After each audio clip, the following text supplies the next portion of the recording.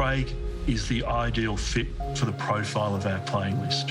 His strengths complement our program. He's being asked to develop a very young squad and mould it into a premiership contender. At every stage of the process, Craig impressed immeasurably around his experience and the success he's had in every single role that he's had across AFL football. It was clear from our perspective that he was a unanimous choice to be our next senior coach. He's a proven winner across whether he's been coaching or as a player himself. We look forward to good times ahead as we head into the future. Over to you, Craig, and again, congratulations. Yeah, thanks, Mark. Yeah, I'm pretty pumped. Let's face it, this is a significant part of my journey, and it's been a long one. I'm not a star of the game, retiring great, a big name if you like, but I wouldn't want it any other way. This is my journey, it's my story, all the resilience along the way and the hardship and all the successes. It's shaped me to be the person I am, and yeah, I sit here really comfortable in the seat just to be the best person for the job.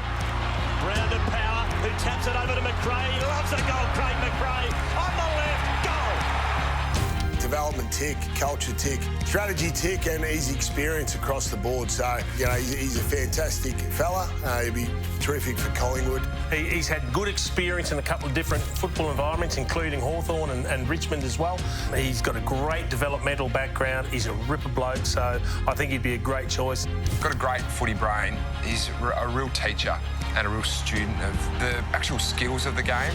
I saw a great possibility, and then when Graham sent me the brief, I just thought everything that I am as a person, as a coach, it just fit the brief. So, yeah, then I just had a crack at it. There's 82,000 members out there, and not only with Collingwood, but also around the league that have been paying a lot of money to support their clubs in the industry when it's been a difficult time. And I sit here and I'm really grateful and thankful for those people that have continued to support our club without even being able to go to the games.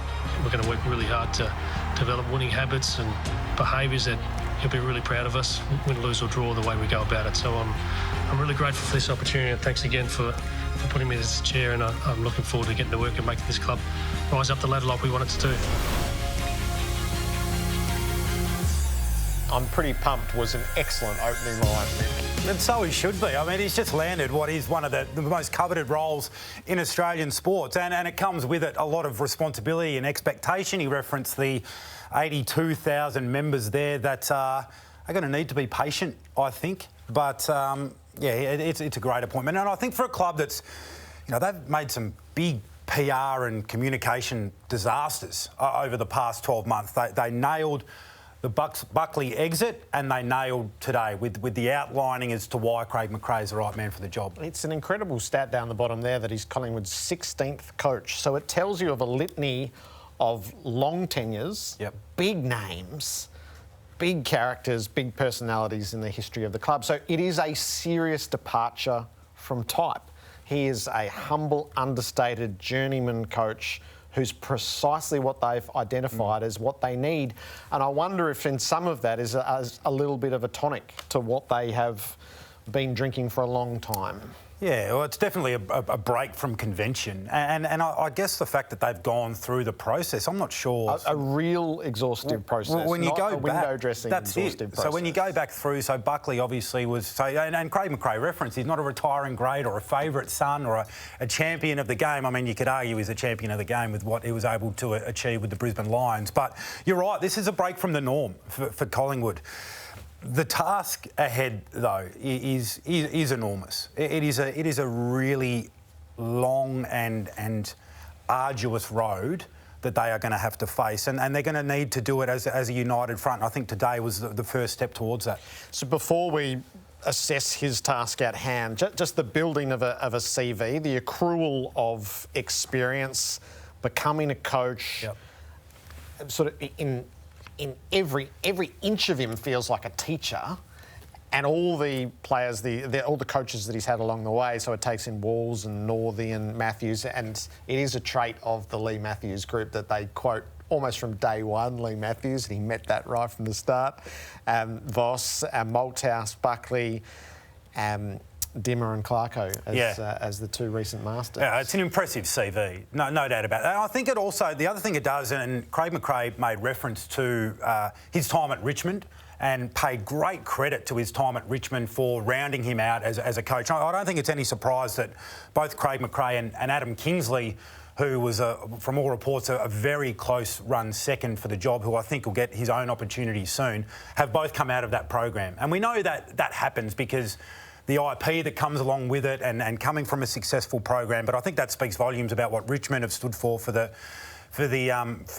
recent period of dominance that they've had. But it's almost turned now into it's almost like a scholastic journey. So you go through school and then you have your university degree and then you go out on your own and you try a few different things and then you get the job. Yeah, we get the odd one like a Sam Mitchell where it's a little bit different, but in terms of developing a profile that fits the role, I think he's done exactly that. I wonder if it leads to a smaller Collingwood for a little while. I think this is what Nathan Buckley craved, but he was never going to be able to achieve, both because of his own standing and because of the nature of the club. But this is a team that is going to spend a period in the lower reaches of the ladder. And this is a figure who he's not going to be a statesman in the way that the Collingwood coach has been over so many generations, really. I think it definitely achieves one thing that they had to do, which was temper expectation. So if it was one of the names that had been bandied about, like a Lyon or a Clarkson or Choco Williams, who'd won a premiership, or Don Pike, who'd played in a grand final, if it was one of those guys that walked through the door straight away, I think it would have raised the level of expectation unfairly. It's not achievable straight away, I think, with what Collingwood have got in front of them. So it is refreshing, I think, that they've gone, and courageous that they've gone down this path. So the mantra was as good as we can, as quick as we can. That's the language that Craig McRae is going to use, and he said that's for you to interpret however you choose. They're coming from 17th, 6 and 16, and they haven't amassed the pieces for any sort of rise yet. Yeah, so I think that's a really clever start. I mean, it's sort of the antithesis of Carlton putting on the agenda that it's finals or bust next year before you've even appointed a coach. But the definition of expectation, I think, is pretty loose in what they've said there, which is smart, which is clever, which is the right thing to do, because when you roll through the list of jobs that he's got, first and foremost, he's got to unite a club. Because we're talking about a club that has become divided over the past 12 months. There's no list manager. There's uncertainty at board level with the president, assistant coaches on the way out, and a fractured playing group because of what's transpired over the last 12 months. Now, we don't quite know how broken they are as a group, but he's going to have to mend all of those things, all the while trying to get them to adjust to a new game style. So I've got no doubt that that's why they've gone down the path that they've gone down when Mark Anderson outlined him as a person, and then Graham Wright articulated what he brings as a football person, as that real footy nous. Yep. Success everywhere he's been. That's right. It's going to take some time, and it's a big job. So how big? When you have a look at them at the end of 2021 and do a little bit of forecasting, how far back are they? Yeah, they might go down before they come back up, and that's okay, because I think we're at the level now with Collingwood where we're talking about a rebuild, and it's a compromised rebuild, because the two assets you need when you're trying to orchestrate a rebuild are draft capital and money in the salary cap. And right now they don't have either of those things. Now they'll have Dacos walk through the door. They're going to have to sacrifice some picks to make that work, and they're under pressure from a salary cap point of view, with De Goey and Darcy Moore coming out of contract at the end of next year. So those are the challenges that exist. Now, they've been able to acquire some really good young talent that you look at and you think, geez, these kids have got a bright future, but they're still unproven, aren't they? Yes, it does give you licence to be creative in the trade space. So if so they're 17th and they've lost 6, they can easily trade an asset that makes them notionally worse to make them to get what they need for the long term. Yeah, they're playing in that space now. Yeah, that's right. And I think Craig McRae is going to have to play a pretty big role in that straight away, because they haven't appointed a list manager. So I think it's Graham Wright's going to do it. And honestly, it wouldn't matter who he appointed. He's the most qualified person. Well, that's right, because he's got the inside knowledge, doesn't he, after spending the recent time that he has there. So there are levers that you can pull to sort of fast track it, but I think doing it properly is the critical component here, and the fact that they've committed to Craig McRae. The language today was long-term language. Is that the impression you got? Definitely. It's not happening next year, and they won't put ceilings. And they've learnt, the raised earth rebuild is not the way to go, and the overshooting too quickly is not the way to go. So there's cautionary tales in every direction, and I think they've navigated that quite well. But the 82,000 Collingwood members, I've got that circled right would there. be absolutely fully aware, and probably have their.